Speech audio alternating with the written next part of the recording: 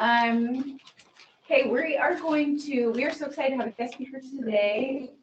And Megan Bronson is going to introduce her to you. And so just enjoy your lunches and enjoy the great words of wisdom we're about to hear. Thanks, Megan.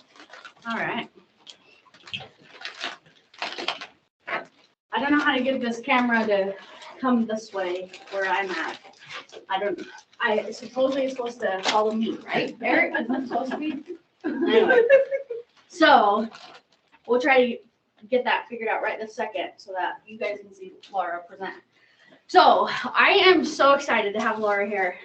She is a newer neighbor of mine. She moved in during COVID, right?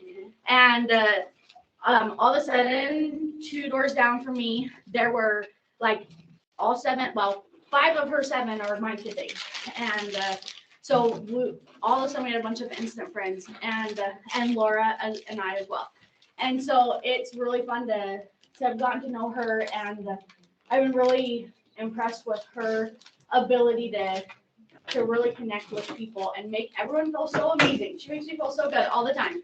And so she's gonna make all of you guys feel great. And really it's because of the message that she has to share and how we can really have power in the way we view our lives and ourselves. So I will go ahead and read her quick bio here, and then we can all practice her last name together.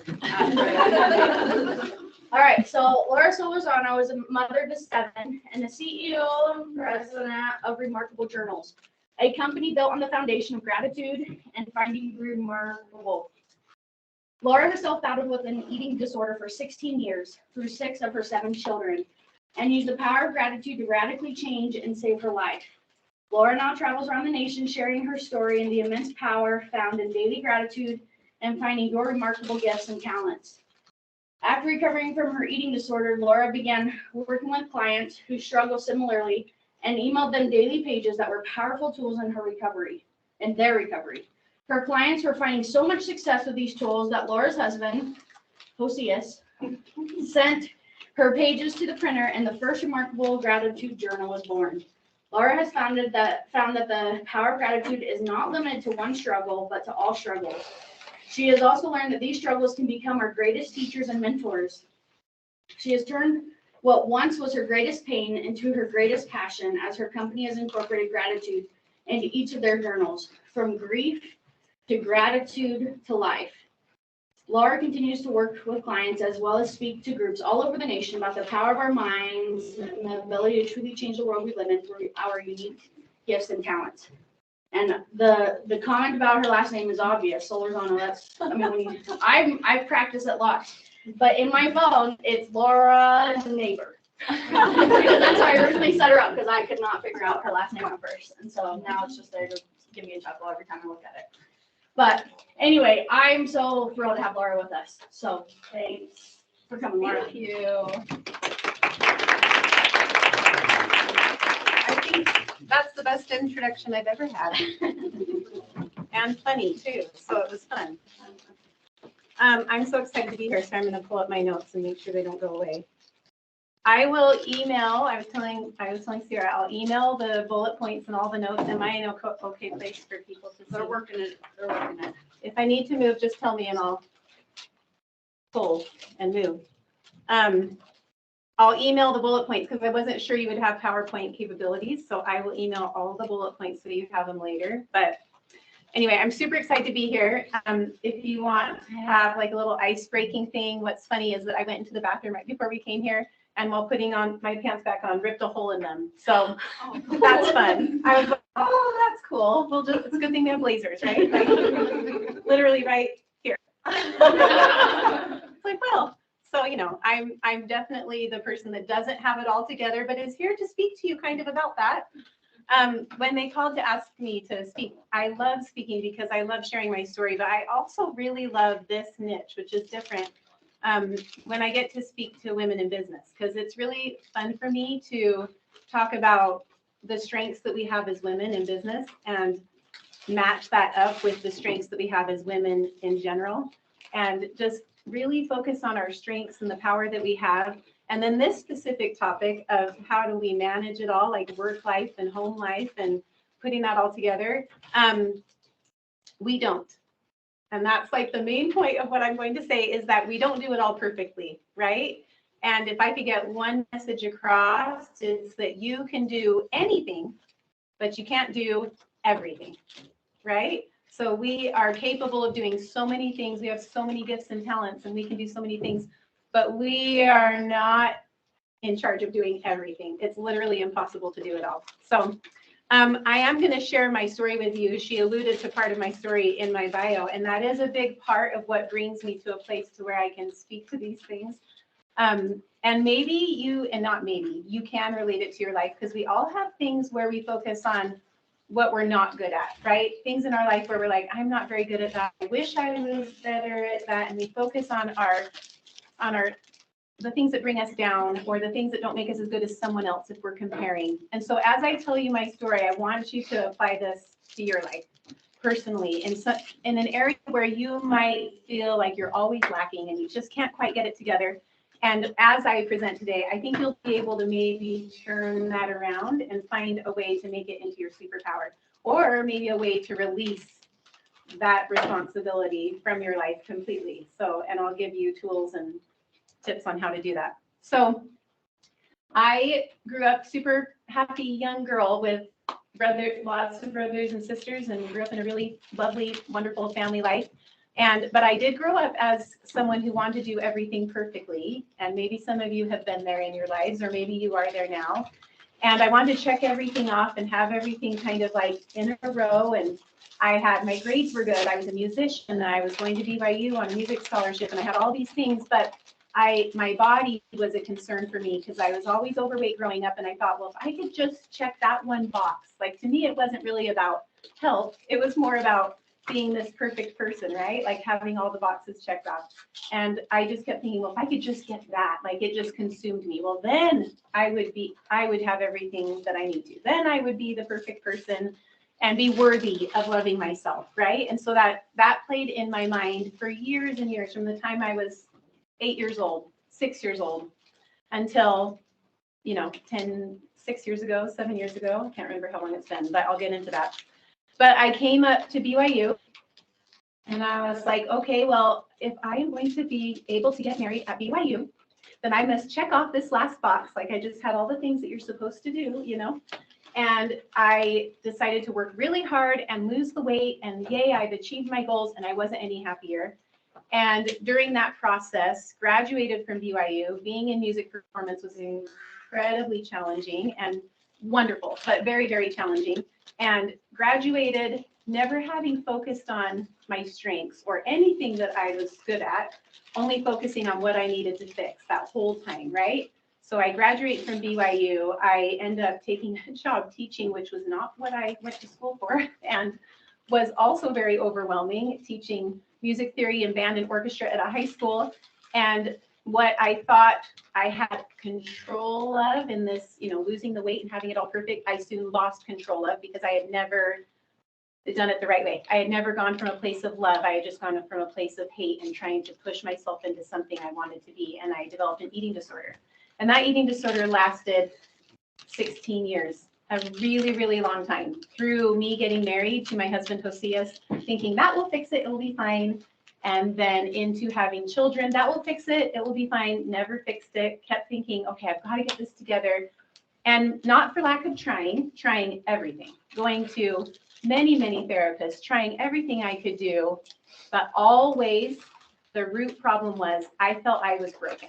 I felt there was something wrong with me. And I know all of us as women have a tendency to feel this way in some area in our life, where we feel like there's something about us that's not the same as everyone else, and I just will never be that way, or I could never have that talent, or I could never be like this. It's just how it is. And that's kind of how the story that played through my mind for 16 years. Like, this is just what I'll always have to struggle with, and it is my life. And it was miserable, as you can imagine. And I had twins about a year before I found out I was pregnant again. And that was terrifying to me, because they were number 4 and 5. So here I'm about to have 6 children under the age of like 7 or 8. I can't remember by the time they were Grace was born. Maybe Aiden had just turned 8, but it was a lot of kids in a very short amount of time. And I was like, okay, I can't do this. Like, I just would pray all day, every day. The entire time I was pregnant, I didn't even tell my husband until I was like 19 weeks along. I was pregnant with Grace because, and there's a funny story that I'll add to this later, but I just couldn't. I was like, how can I do this? I have this problem. How can I do this? And so I prayed and prayed and prayed and prayed and prayed. I end up having Grace. She is now 8 years old. And I call her my saving grace because when Grace was born, the answers to my prayers came in that, not how I thought it would look, but I developed a thyroid condition, most likely because I've had all these babies and I've had an eating disorder for so many years. And my body was like, we're done, we're out. And it just like checked out on me. And my body just went, choom, it just like literally ballooned up. For someone who has an eating disorder, that felt like you had just like stuck a fork in me. Like, I'm done. Like, it was very overwhelming. I look back on it and like, that poor girl, like it was not the end of the world, but to me, it felt like it was. And I remember one night thinking about it, praying about it, and feeling so strongly, this is what you prayed for. It's just not how you thought it would look. Now, religion aside, all of us have those like, and not religion, but prayer or intuition or those moments when your gut tells you something and you're like, well, is that really me or is that something else? Well, I knew this so strong that this was my moment to either choose to like figure Laura Solorzano out or just continue living a miserable life. Like all my tools were gone. Nothing would work. I was trying everything and I'm like, nothing even works. How am I going to live my life? And I knew I needed to figure out what was good about me. I just knew, I'm like, if I've tried everything else and it's never worked, what could I do? And I remembered a talk I had listened to years before of a man I greatly admire who had said that he had written down things that he was grateful for every single night in his journal. And I was like, okay, well, if he does that and I need so much help, I'm going to do it every morning and every night. Here's that like perfectionism. Like, oh, he does it once a night. Oh, I will do it every morning and every evening, you know, like that personality. But that wasn't really why. It was just I needed help. Like I needed help so bad. And that thought just came to me. And I'm like, okay, well, I have all these little babies. I'm literally swamped. There's not much I can do to even like breathe. Like it felt so overwhelming, but I can do that. I can write 5 things I'm grateful for in the morning. I can write 5 things I'm grateful for at night. And that began my recovery. It is the coolest thing ever. That's something that's free and simple and available to everyone literally saved my life. And the reason why it did is because in the beginning, those first few months of me writing what I was grateful for were all outside of me, right? They were like my husband and my kids and my parents and my friends and my husband and my kids and my parents. Like it was always outside of me for months, but I didn't stop. And I just kept going. And over time, I look back on those journals and they're my favorite things because it started to morph into me.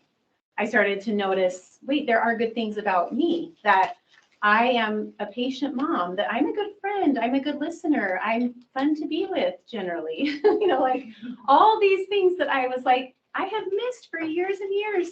If I had been focused on those wonderful qualities, I wouldn't have lived in this vortex of just not enoughness, you know, this place where I was always lacking. I was always trying to climb to be better.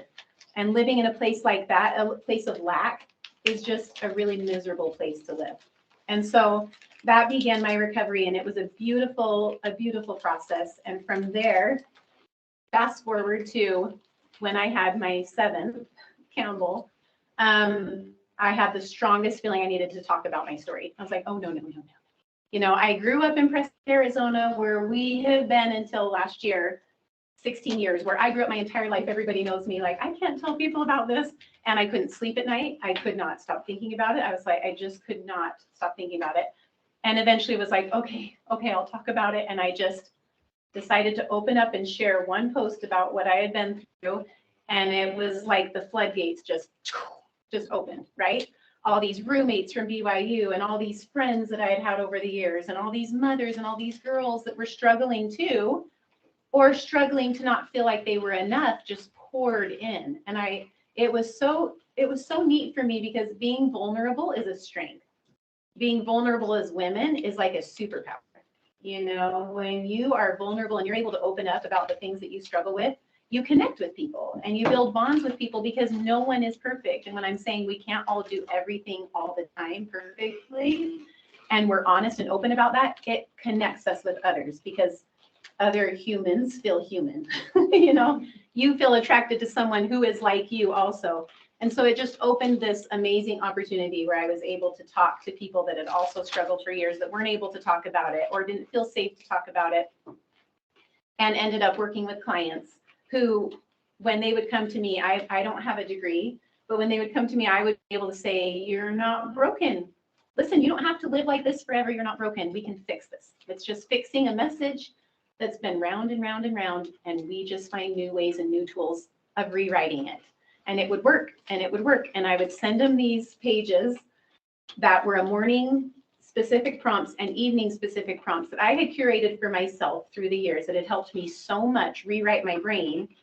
And my husband was like, you have a gratitude journal. And I'm like, no, it's fine. And he's like, they're coming to you telling you that they're printing them and taking them everywhere they go. And I'm like, yeah. And he's an entrepreneur. So he was like, so you have a journal? And I was like, it's fine. Here I have 7 kids and these clients, and I'm trying to manage that already. And so it was really cool because one day, a knock at the door, I opened the door, and I remember I had a client in my office leaving, and there were 500 journals at my doorstep. And my husband had them printed, had the first, like, he basically is the reason why we have remarkable journals, because I probably would have been like, oh, maybe not confident enough in myself to be like, yeah, we do. Like, now I am. But at that point, that Laura was not confident enough to start something like that. And so it's just the coolest story is that he basically had them printed, put together. We call it the man version because it was very much like, do. And he still is like, I still like the man version better, you know? And it was actually a very good version. And then, you know, today at this point, fast forward 4 years or however long I think it's been about 4 years, we have a children's gratitude journal, and we have a grief journal and a life journal. We have spiritually based journals, becoming journals. And that has all just grown from this place of me realizing that gratitude is so, so powerful, that it can transform our lives, this free tool. And that not just gratitude, but some of the points that I'm going to bring up today, the stillness and focusing on our strengths and all of these other tools that we have that kind of, I think, link to gratitude, but gratitude brought me to these tools. They can help us to finally find ourselves, to find our strengths, and to then cultivate new strengths. Because when we realize, oh, I have this gift and I can cultivate this, that means I can cultivate new gifts. That means I have the power to become whatever I want to become. We don't focus on what we're not, we focus on what we are, and that sets up an entire lifetime of becoming, if that makes sense. So what I said about you can do anything, but you can't do everything is so true, right? And what I want to talk today is the things that I've learned as I've gone through this business that I never really thought. I mean, my business of coaching was so different than this business here, and where I find myself being, you know, a working mom and a stay-at-home mom, which probably a lot of you find yourselves, or you're not mothers, but you're still in this world of like, now you've left college and you've started working, and this is a whole new world. Hopefully these things can help anyone in any area of their life that they're in. One of the quotes that I really, really love is, and it's really just simple, but it's okay to make mistakes, have bad days, be less than perfect, do what's best for you, and be yourself. And I love that because it is okay to make mistakes and have bad days. It's also okay to be yourself. It's okay to do what's best for you. And that's not being selfish, that's taking care of yourself, right? Especially when you are working and juggling a work life and family home life. I think sometimes as women, we hesitate to take care of ourselves because we think if we're taking care of ourselves, then we're not taking care of someone else. I don't know if anyone has ever felt that way, but in my life, I have felt that way sometimes. Like if I go do something for me, then I'm taking away from my time with children or something I could be doing for my husband or children. And what I've learned is it's the exact opposite. That as I pour strength and time and energy into myself that's necessary, I fill my bucket and I give more to those who are in my life. you know? I'm able to be a better mother and work. I'm able to be a better wife and, you know, mother and work and have all these roles because I take care of myself first. And so one of the things, obviously, that I started doing that gave me that capability is I began creating a space of stillness in my life. And it wasn't this massive amount of time, and it still isn't. It's morphed over the years, and I have a little more time now because I can wake up earlier than my kids. But before, when I had babies that were like waking me up all the time and crying, and I didn't have a lot of time, so it would literally be like 3 minutes. But I made it a point to sit down in a chair that I loved with maybe a blanket I loved and take 3 minutes to just have stillness, where there wasn't noise going around and there wasn't people screaming or asking for things or kids. And I could write the 5 things I was grateful for and then just sit in stillness.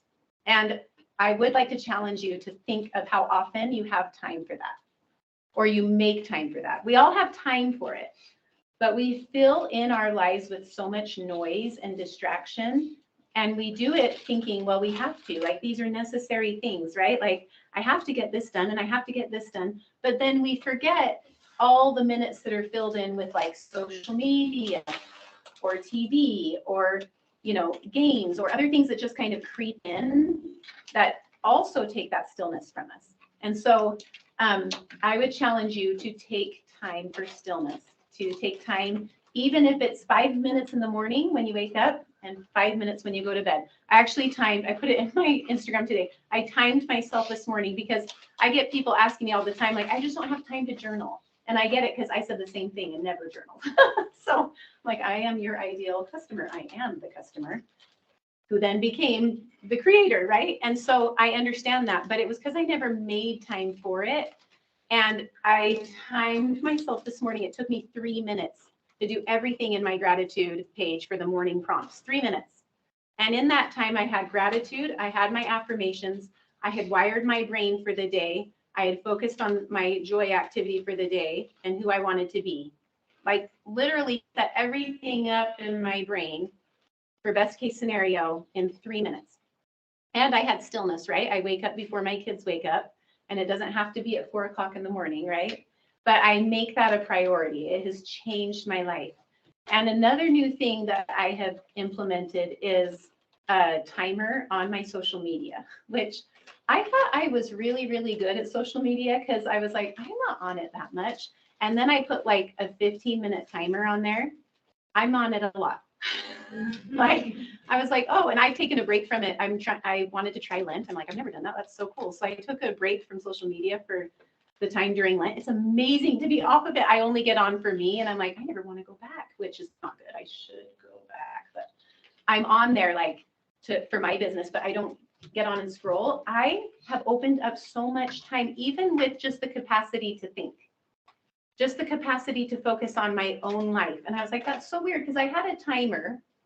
So why would it feel so different having no time at all versus spending those 20, 30 minutes on social media? And what I realized is for 30 minutes of my day, I was focused on other people's lives. Even if they're good lives or good people or whatever it is, I was focused on their life instead of mine. And that's not really like moving the needle for me, right? You know, I say all the time when I go talk to moms, especially, I'm like, we are so good about like rewarding ourselves, right? With social media at night. Like, we lay our kids down, we're like, oh, now I have time to scroll and feel awful about myself. Right? Because that's kind of what we do. Like, we get on there and we're like, oh, I wish I was so-and-so. Oh, that looks so nice. Oh, that's so great. And then we go to bed. So we've literally like conditioned ourselves to focus on the negative and then lay our head down on the pillow. So my advice to you is put a timer on social media. It's not a bad thing. Put a timer on it, and then follow people who uplift you. Follow people who make you want to be a better person. And if there's an awesome human being who is amazing, but when you get on there, you leave feeling like you're not enough, then just unfollow them. They won't feel bad. I tell people that all the time. I have unfollowed people who have incredible accounts, but there's something about it that leaves me feeling like I'm not enough. And so because I want to treat myself the best way possible, I take it off, you know, because I want the best things to go into my mind and into my brain. And what I learned through my recovery and through this whole process of gratitude was that we can wire our brains for anything. And I want to talk to you a little bit about the science of the brain. Okay, so when I was doing a lot of study on gratitude and why is it so powerful, I found so many scientific studies that actually show that the act of gratitude actually physically, chemically changes your brain. In that moment, it takes it from a parasympathetic to a sympathetic state, and it changes the state of your brain. So in other words, you could come from a place of feeling like you're being chased from a tiger to a place of calm and peace through that act of gratitude. So for instance, when I have my daughter who really struggles with anxiety, when I would say, you should use the journal. This is a funny story. And she's 15. And I took her to a therapist this last year. Moving to Utah was really difficult for my kids, for my older kids especially. And I took her to a therapist and we're sitting in the first session and the therapist is like telling her everything. And she kept looking at me like, you say a lot of these things. And I'm like, and we just keep going. And at the end, she's like, and I recommend to every one of my clients that you use this journal. And she pulls out my journal. No lie. I was like, this is the best mom moment of my entire life. This is so great. It's like, this could not be any better. And Olivia's just like, oh my gosh. She's like, do you know this journal? She's like, yes. You know. So because the therapist told her to do it, she did. And she used it. And she has told me time and time again, I cannot believe what a difference it makes for my anxiety because it changes her brain. It helps her to take, when in that state of anxiety or overwhelm or depression, we're in a state of fight or flight, right? We're worried about the future or something that's happened in the past and it's hard to be present. But gratitude brings you to the present so that you can actually change that brain, the chemicals in that brain, and focus on what's there right now and what you can do about that right then and right there. And days when she doesn't use it, she'll say, I can't believe it, Mom, but you're right. Like it makes a huge difference when I don't use it. Or when I say, I can tell you haven't used it. She doesn't really like that when I do that. It's been a few days. She's like, I know, you know, but it really is powerful. I have all my kids using the journal and some of them are consistent and some of them are not. And that gets to be up to them. But I love the power of it. So your brain basically is this supercomputer is the other thing that I learned. Not just does it chemically change when you use gratitude, you can wire whatever you want to be into your brain. And I tell my clients that are like 16, 17, I'm like, you basically have the best iPhone in the world right here. Because our brain doesn't know the difference. This is scientifically proven. It doesn't know the difference if I say, I'm Laura Solorzano, mother of 7, or I'm Laura Solorzano, an NBA basketball star. It actually doesn't know that I'm lying. When I say the second thing, it just wires everything. If I were to continue to tell it that, it'd be like, okay, compute it. So take, for instance, my eating disorder. For 16 years, I have this problem. I never get it right. I don't know why I can't do this right. I always struggle with this. I'm never doing it right. And so my brain programmed that. Does that make sense? It programmed that into my supercomputer, and then it went out to find all the reasons why that was true, because our brains are so powerfully strong. It is incredible what they can do. And we don't even like understand the power of it. We can't even touch like a partial bit of it. But imagine that. Imagine like the fact that you are programming your brain every morning when you wake up and as you go throughout the day. Think of those negative things that you say to yourself every day, and you'll know exactly what they are because we do them all day. And so you'll think of them right away. Now, over the next week, pick one of them and flip it to the opposite for me. Every time you think of it, I want you to put it in like a bubble in the air, you know, like on a cartoon, and pop it and then replace it with the opposite. Just keep doing that. Eventually, your brain will stop having wired that thought and it will have wired the new thought and you will become that. Does that make sense? It's like you really can become anything you set your mind to becoming. They did a study with an NBA team, actually, where an NBA player teams, because my son is obsessed with basketball, I know a lot of this, but they bring in now more mental health and mind coaches than they do other coaches, because they're realizing the power of the mind. They're realizing the power of wiring the mind. So they did this study where they took half the team and they had them go in for 2 hours and shoot free throws. The other half of the team went into a room and imagined throwing, you know, doing free throws the whole time for 2 hours, imagined making them. Then they tested the efficacy of their improvement after doing those 2 hours. The people who did it in their mind improved just as much, if not more, on some of them than those who physically shot the ball. Isn't that fascinating? Like, your brain doesn't know that you didn't actually do this. It just knows you made it. So this year when my son was playing basketball, I kept telling him that. I'm like, you just imagine it. You just keep telling yourself you always make it.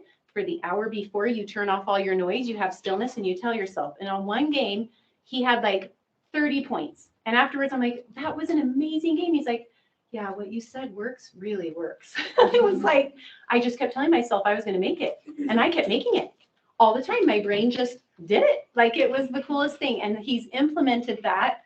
And he just is like, if I just keep doing that, now he's 17. Is he going to do that perfectly? No. Are any of us going to do it perfectly? No. But if we know that superpower, we can do a lot of things in our life that we think we can't. And that brings me to the next point. It's focusing on your strengths. A lot of us think it might be selfish to think of our strengths, right? In my gratitude journal, the very first one I put out in the nighttime section, there's a section that says, what is remarkable about you? And it holds everybody up. It's like what I get the most questions about, not affirmations, not gratitude, not any of the other prompts. It's, what do I write? I'm like, oh my gosh, that's so sad, but I would have been the same way. Like, I couldn't tell you what was remarkable about me, but that's the most powerful thing, is before they go to bed at night to write something that's good about them, because what you focus on grows. And the more that you focus on something that you're good at, the more that you see it in your life, right? Think of, for example, when you're getting a new car and you're like, oh, I haven't seen this Suburban anywhere. And then you buy the Suburban and everyone has your same Suburban. Everyone. And you're like, oh my gosh, I never noticed how many people had this car before, but it's because it's what you're focused on now. So you see it all the time. It is just law of physics. Same thing with your brain. If you look for the good every day, you start to see more and more of it in your life. If you look for the good in yourself, you start to see more and more of it in your life. Comparing yourself to others, comparison is the thief of joy. When we compare ourselves to others, we literally rob ourselves of joy. Ask me. For years and years and years, I robbed myself of that joy and peace by comparing myself to others constantly. But when I flipped that and I focused on my strengths, that's when I really found power in my life and pure joy in my life. Does it mean I don't have struggles? No, I have struggles. I still don't have a lot of things that are my strengths. But what I really love is now being able to celebrate other people's strengths. You know, like when I came in and sat down and heard all of you accounting people, I was like, that is incredible. Like me, you would never want me working for you. Never in a million years. My husband can attest to that. Anything money related or no, just kidding. But anything, it would be so hard for me. But I love celebrating that there's people that have a unique gift with that. And when you can celebrate other people's strengths and it's okay that you don't have that strength, that is what really opens up your life. It opens you up to so much more and more and more and more. It's really, really powerful. So the next point. Okay, so we have, what are your gifts and strengths? We have time for stillness and gratitude. The next one is figuring out your top priorities. And this is specifically for you, this group who's working and having a home life, right? I think the best thing that I learned when I was trying to mesh these two worlds, and when we moved to Utah, I took my business life.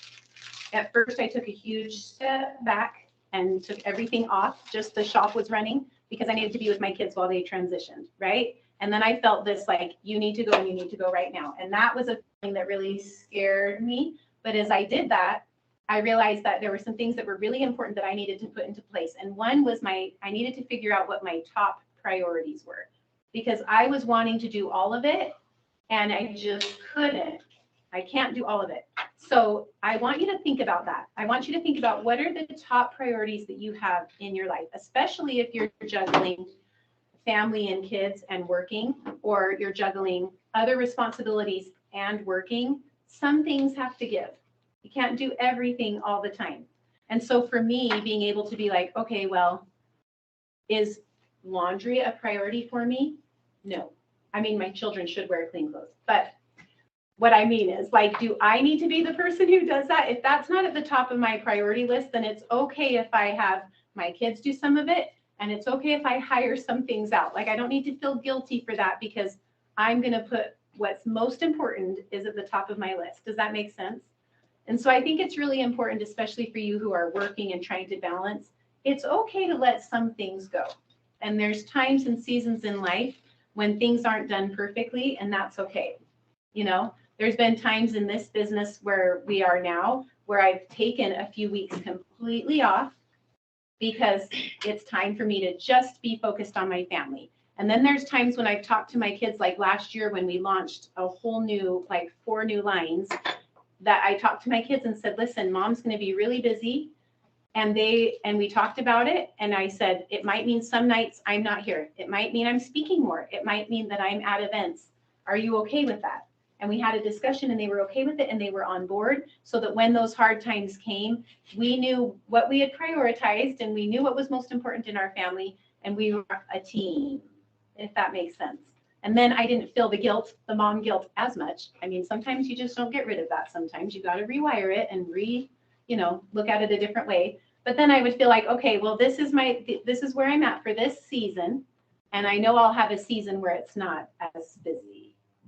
I'm in that season now where I backed off a teeny bit, and it's not as busy as it was last quarter, where it was just crazy. And my kids know that too. And so I'm like, okay, now I can do some things that are my back to that I really wanted to do, that I maybe sacrificed for a little bit. So I think figuring out where your top priorities for this year, there's things that are non-negotiable for me that I will not miss. And there's some things that I'm okay with missing if I need to, and my kids are okay with it. And we've discussed that. So, if you need to let some things go, or if you need to hire some things out, that's okay. It doesn't make you less of a mother or less of a woman or less of a person to be able to say, I can't do it all. It just makes you human and real, like the rest of us, right? And those women who maybe act like they do have it all together, I promise you they don't, because I've met with them, talked with them. I am them. Like, nobody has it all together. Nobody is able to do everything all the time. That's a fallacy. That's a myth. And so they may make it look that way, but nobody is able to do everything all the time. So figuring out those priorities is really important. And I would also add to that, as you make that list of priorities, I would also map out what are your strengths. So each of you will have unique gifts and strengths. Your priorities can match up with those strengths, if that makes sense. And you'll know what they are. For instance, you could say, I'm very good at organizing. I'm very good at doing this and having it all laid out. Okay, now take that and pair it with a priority of yours where they melt together. Does that make sense? There's something like being organized is not a strength of mine. I want it to be, and someday I know it's going to be, because I write it in my journal actually every single day. I tell my brain every day that I am highly organized. And the weird thing is, it is starting to happen where like my home and other things are starting to be way more, like I like everything clean, but then my husband would joke that you'd open like the medicine cabinet and like you would be killed because everything, like, oh, well, you can't see it, then it's totally fine. But I want to change that, so I'm rewriting it. But in this moment of my life right now, I'm not always highly organized. Sometimes I miss things, and I blame it on my children, but it's really just me. And so what I've done is I pair what I need done in my business with someone who has that strength. So the assistant that I hired has that strength. She's amazing at it. And then I give her the roles in my business that I do not like, because you have to be highly organized for that and detail oriented. And I give that to her. Does that make sense? And then I'm okay with not having that because I know she's so good at that and would do a much better job than I would. And then I take the things that I love, the content and the speaking and the creating, and I marry that to the roles that I have in that business. Does that make sense? So finding out those top priorities and then matching them with your strengths is really powerful. And then if you need help, if you need to hire something out or you need to let some things go, find someone who has that strength and have them help you, even if it's a kid. Like I do that with my kids all the time. I find my few kids that are highly organized and detail oriented, and I give them those specific jobs all the time. They don't even know that I'm totally working on. Like they just think I'm telling them how great they are at things, but I have figured it out and it's pretty awesome. Like they'll probably figure it out when they get a little bit older. But for now I'm like, oh, she doesn't even know that I just got her to do all of that just because she's so good at it and I'm just complimenting her. And anyway, I don't think that's really mean. I think that's just me being a really smart mom, right? Anyway, but doing those top priorities. Okay, so we have that. And the next thing I want to talk about, oh dear, okay, I'll hurry. The next thing I want to talk about is that everything will not go as planned. It's just good to just lay it out like that, right? Like nothing will ever go exactly as you have planned. And that just kind of lets you take a big weight off your shoulders. I think especially as women, we're like, but I had it this way and I had it planned this way and it's going to go this way and it's going to be just fine. And that brings me into a really funny part of my talk is that every single time I go to speak to a group, and I speak quite a bit, I have like this personal experience with whatever the thing is. And it kind of drives me crazy. I'm like, can we stop with like the personal experiences that match up with what we need to learn? So right after I was contacted to speak about managing it all, and I was in a moment where I was like, yeah, I mean, I'm delegating a lot and I have my kids do a lot, but I do feel like I'm managing it all. Right after that, I found out somehow I am pregnant. Oh, don't say anything yet. Yeah, I just told my kids Sunday, I'm 14 weeks and I can't even like physically talk about it sometimes. But I was like, oh, are you kidding me? Like managing it all. I will be 44 when I have this baby. And that was a huge surprise. My baby just turned 6 last week, 2 weeks ago. And so it was this huge like, oh, you think you have it all figured out? Like, no, turns out, ding, you know. It was a huge, nothing ever goes as planned moment for me. But what I've learned through it, and I haven't learned it all, because I know I'm just going to learn through the whole thing, which is just, don't you sometimes just want to stop learning? I don't know. Sometimes I'm like, okay, could we have a break from learning? I'm just learning a lot. But I like to look at it that way. I'd rather look at it that way than the other way.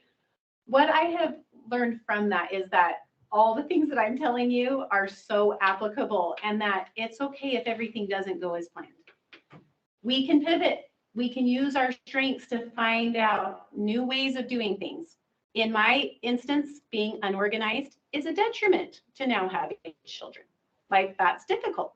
So I pivot. I think that's why I'm writing in my journal, which makes it more funny, which also is probably why I ripped my pants because I couldn't find any that fit me. So I put on these old ones and apparently they've seen better days, and it just ties into the whole really fun of it all, right? Like, okay, rip your pants.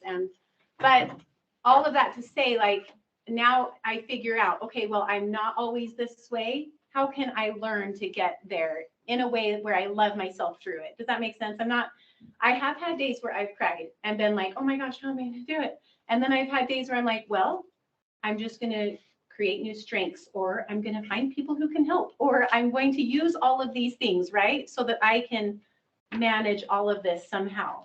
And that through that, I can find new strengths of mine or cultivate new ones. Like I said, like I will have to, there's no other choice, right? And that's okay. So just know that everything won't always go as you have planned, and that's okay. It's okay if things don't go well. It's okay if the, taxes aren't done perfectly, or I will say the wrong things in this world, but just like, yeah, Megan could sum it up better than me, but it's okay if you don't do it all perfectly. We're all just progressing. Like we're all just learning, right? And every time we fail, we're learning. And if we look at it that way, as in, okay, I did that wrong, but what did I learn from that? And we move on to the next thing. It's a powerful tool, failing forward, right? And I said that for the past year as my business kind of like went like this, that people would ask me that are in the business world, well, how's it going? I'm like, I'm basically failing forward every day. Like it was like one thing that would go wrong after another thing that would go wrong. But during that time, did my business excel? Yes. But it went like this. Like it was constantly like this. And it's kind of like in our family lives, the same thing, right? As mothers or in dating or in college, it's like this. But we're constantly going somewhere if we have something to shoot for. So if we always have a goal in mind and we're always looking for the good and we're shooting for something, but we have grace for ourselves that not everything always goes as planned, then we're going somewhere, right? We're at least heading in a direction that's closer to our goal than just staying stagnant in a place of, well, I ruined it, life is over, this never goes as planned. And then we don't ever move anywhere. We just kind of stay in that same place, or we even regress because we don't have something to move towards. So, okay, so all of that to say, to sum it up, is that what you focus on will grow, that gratitude can change your life, that you can program your brain for success, that you can manage this work and family life and do it so, so well, and be examples for your children and other family and spouses and friends and neighbors of how to manage it in a way where you're focused on your strengths and you're also celebrating other strengths. And it's this beautiful thing. It is so cool to be able to see the power in women. It's my favorite thing, because I think we think so many times that we're not men in business. Well, that's awesome. We shouldn't be, you know? We have so many amazing strengths that men don't have. And that doesn't mean that they're not amazing in their capacity, but we're definitely not comparing ourselves to them, because we're like super, super awesome on our own with other strengths that just add so much to the business life, to all of these things that we're able to do. And it's really cool to be able to focus on that and then to come and speak to other women in business and to be able to talk about how you guys can incorporate that into your worlds and be an example of that for other women, so that women who come into this business, who come and work with Squire, also feel like they're motivated and uplifted as women in business, right? And they feel like, okay, well, they're an example of how to balance it in a healthy way. And then you share that with everyone in your business, right? You create a culture. You create a culture here where you're celebrating your strengths, celebrating women in business, and you create this amazing thing. So hopefully all of that helps you today. I'm so glad that I was able to come. And if you guys have any questions, you can get to me through Megan or whatever. I will send the like outline to Sierra, and then she can forward that to you. But thank you for having me.